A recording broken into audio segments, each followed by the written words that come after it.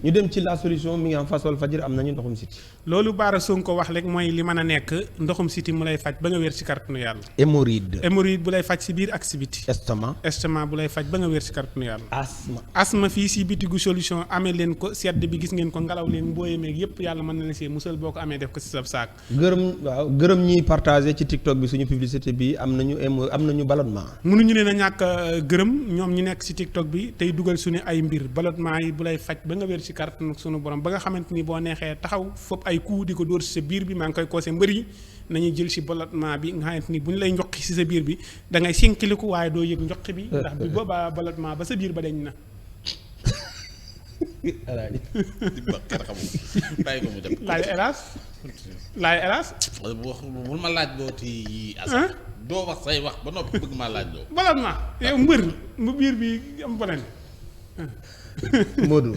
Modou yu saa yi bu mu la di rek ci waay mais vraiment Modou nag vraiment nag Modou ay na dafa nee na ma bis bi ngay wax téere bi ñu takk ko ci fer gi nee na saa bu mu ne nii nee na bëgg ree bañ a ree bëgg laa mere bañ laa mere yooyu yëpp mu boole ko ci di la xool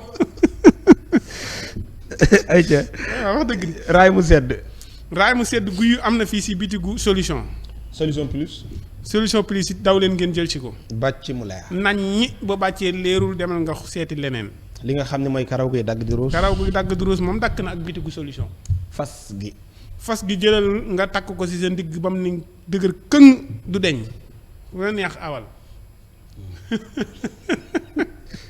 boo ko takkee moom.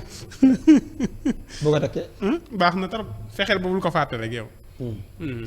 d'accord boo demoon ba sa yaram na la tàng sax làmbal sa ndigg ba xam mi ngi ci.